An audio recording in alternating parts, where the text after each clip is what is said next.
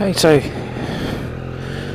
I've got my lamb chops. So that was Bitcoin Ordinals, and I'll probably pause there and talk about that some more in a few days, because I'm riding down to Milton Keynes in a couple of days to see my mum again, so I'll have the opportunity to dig into that topic a little longer. So now to talk about the Russell Brand situation and my take on that. First of all, what I wanted to say is the fact that he's demonetized now on YouTube is awesome, and I'll tell you why. For one reason why it's great. It's not great for him financially, but it means that a whole heap of people are going to switch over to Rumble on Monday night to tune in to his podcast on Rumble, where he will be free to talk about what he wants without being deplatformed, cancelled by the woke mob. And that's super awesome. And they've also pushed back on the government's request to deplatform him or demonetize him, which is completely unreasonable because he's not been found guilty of anything in a court of law. So my take on it, I've been a fan of his since before 2020. I would listen to his podcast, like he would do, give his take on the Joker movie with Joaquin Phoenix, which was really good. And then, of course, as 2020 came along, he became super. I mean, he always tried to play it safe within the limits of what YouTube allowed him. I'm pretty sure he probably got a strike or two, or had to be in constant negotiation with. It's beautiful around here, by the way. Interrupting myself. In constant negotiation with YouTube to make sure he didn't get banned. But now the time has come, and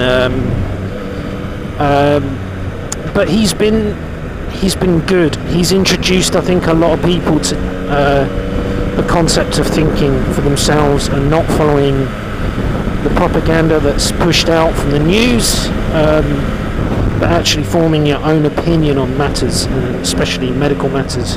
I'm not even going to say the word,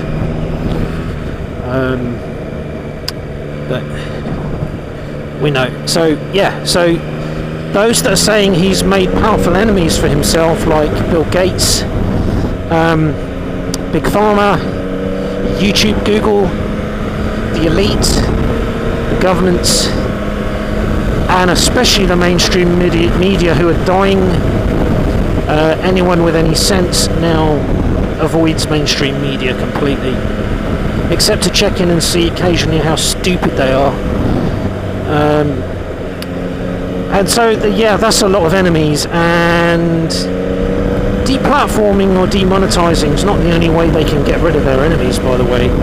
There are far more insidious ways of achieving these things. But let's hope that doesn't happen to him, because he's taken a bullet, but he's not down, he's not out, because he's carrying on Rumble. A few people I've been listening to on YouTube and other places are saying that he responded in the right way, because he came up and did that video just before he was demonetized, and then he went, it was like radio silence. He had to be quiet, didn't he? Because, okay, this is making me turn around, stupid. He had to... Stupid sat-nav, have I missed my turning? Maybe that's what it is. He had to consult with his legal team and before he made his next move, because you can make the situation worse if you blab your mouth too much, which some people are saying that's what Andrew Tate has done, but then they're also saying that he also consulted with his legal team, and they sort of took a calculated risk that it would be better to say something in his case. But anyway, Brand has been super restrained. He looked quite worn out actually in his second update video. But basically what he said is he's gonna go on to Rumble and manage everything on Rumble now, which might signal the end of his YouTube. I don't know if he will maybe he'll continue to put videos on there even though he's demonetized. Maybe he will kind of should we say put shorts or something on there just to advertise that what he's got up and coming on Rumble. Maybe he'll do it that way, but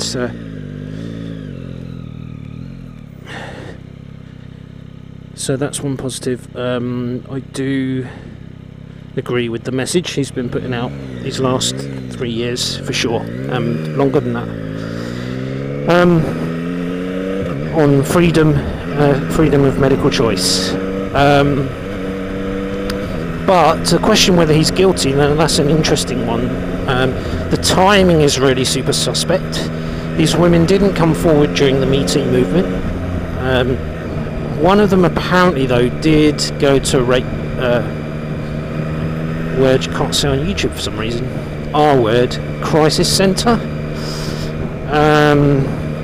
the day after, and then decided not to pursue charges. The only thing I would say is, at that time in his life, he was super hedonistic, by his own admission, narcissistic, nihilistic, materialistic, immoral, and out of his face on drugs and booze. So, not that would excuse pushing a woman into doing things she doesn't want to do in any way. But I just wonder to what extent he was at times maybe in control of his mind and actions. But he's denying that he's done it, so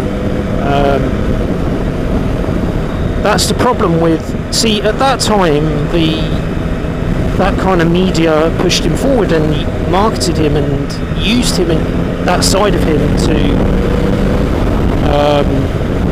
to make money. The more stable Russell Brand, family man, and swinging more towards away from extreme left kind of Marxism to more conservative values. Even though he says he's not right-wing, he just keeps getting accused of right-wing. The thing is, they accuse anyone who disagrees with their narrative as being not right-wing. Like, they'll say, well, Trump is right-wing, but the ADL will say he's anti-Semitic, even though he's got Jewish family. It's irrational. So they can be very quick to sling that at a person, say he's a right-wing extremist, just because that person believes in medical choice, doesn't want to be forced, treatments forced on them. So yeah, difficult to say, is he guilty or not of the accusations, whether this will go to court or what. If he did do some bad things, what could he have done differently? Because he kind of seems to have transformed himself into a nice guy. That's the impression I think a lot of his fans have of him.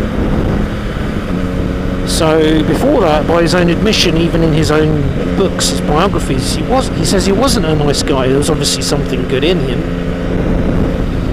but he wasn't a nice guy. So in that journey up till just before he was kind of deplatformed, could he have done anything to repair the past? That's difficult to say, isn't it? Apparently he dumped Katy Perry by text message, which that's a bit sad for her, really. That's not nice. So the guy's not perfect, but do I think he should have not said all the things he said since 2020? No, I totally think he should. I think he should have gone further and got himself deplatformed from what he was saying earlier, and then he could have stood up and been counted as one of the heroes of this era of people who've championed free speech. But I can understand why he did, because even in my case, I don't really want to get kicked off YouTube for the sake of freedom of speech, because I'm enjoying my time on there with sharing my violin research on high fits and violinists and things like that. So I get why he played it careful. But it's come to a crunch point now, hasn't it? It's come to a head. Decision's been taken out of his hands because they've dug up stuff in the past on him. It's been very coordinated. Apparently this is a David Icke quote, that the reason you know it's an agenda is when they all come out in unison singing off the same hymn sheet, and that's what all of mainstream media has done, even Channel 4. Channel 4 are hypocrites, aren't they? They're hypocrites. And let's not forget that the BBC is the organisation that harboured and protected Jimmy Savile. So they're hypocrites too. And if you're high up enough and powerful enough, almost doesn't matter what you've done, you're above the law. It's not the case with Russell Brand. He clearly isn't above the law. So cool. I hope I should have focused on that firewood number with my camera. Anyway, I'm trying to find the other firewood place. I do know it's closed because I've seen it on their sort of Facebook page just now as I was leaving the Hoar Park Farm, that they're closed. But I just wanted to drive past anyway as I'm out here, and then I'll make the journey again. Probably make it by car. Do you know what? I might just go home now. I can go to the woodyard another day. Maybe that can be an opportunity for another short crypto update. Yeah, let's go home. So, just going to enjoy a bit of riding and focus on the road. Ciao for now, folks.